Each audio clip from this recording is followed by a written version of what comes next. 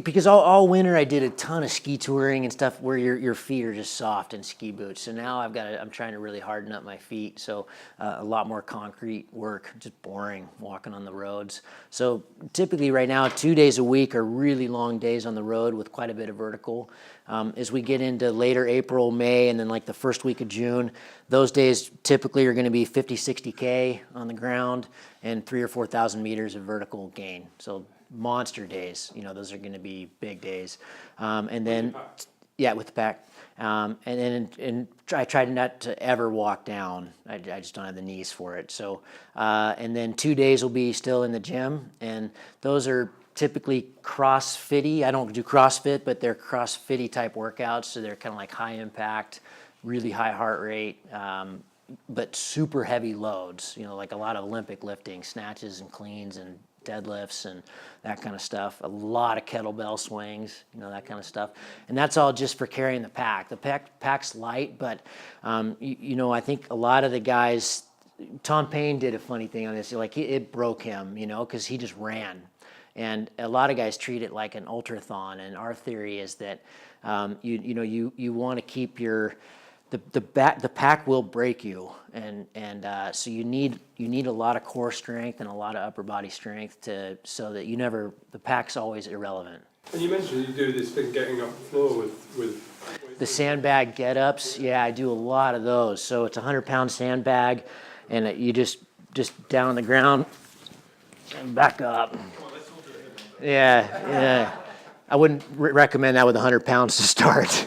That's pretty heavy, but those are awesome. Does that get your kind of shoulder stronger after the sack? Yeah. In the last race, the pack was completely irrelevant the whole time.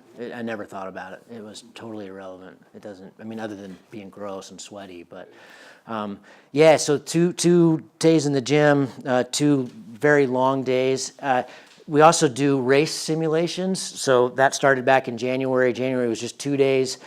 February is 3 days. March is 4 days. And so those are, going to bed when you'd go to bed in the race, wake up when you'd wake up in the race, and try to match the calorie burn, not necessarily flying because it was in the winter, but, doing something similar, whether, ski touring and vertical and gym and, something just to match the kind of capacity that you had during the race. And then each month is a week, and then the second week's harder than the first week, the third week's harder than the second week, and then a fourth week is like a deload week.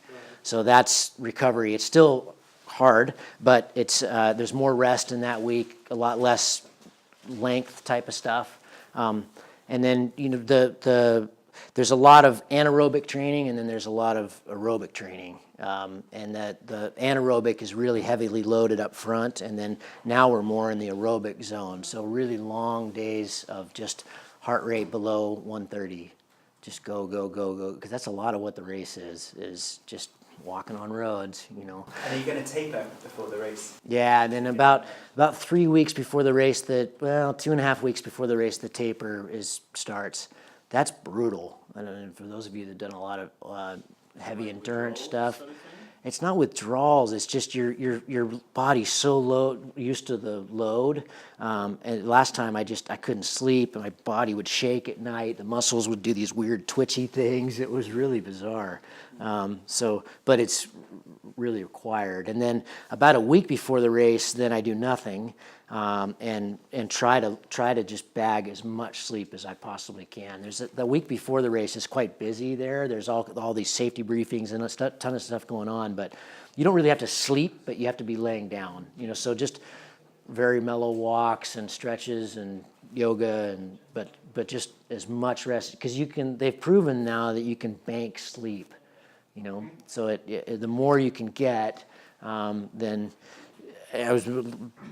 had some interesting conversation with sleep scientists, or sleep sports psychologists, or whatever that's called. But it's pretty fascinating stuff. Yeah, it's pretty interesting. You guys might have seen the video, the 2013, the little trailer. Remember Antoine Girard's got all those things all over his legs, so we use that as well. It's called a Yeah, it's just a machine that just kind of pulses your muscles really, really lightly. Kind of helps. Tens machine. Yeah, Compex it's called. And yeah, it's pretty interesting. So there's no place in the X-Alps for the gentleman athlete who just wants to turn up and do it. Not thinking of myself.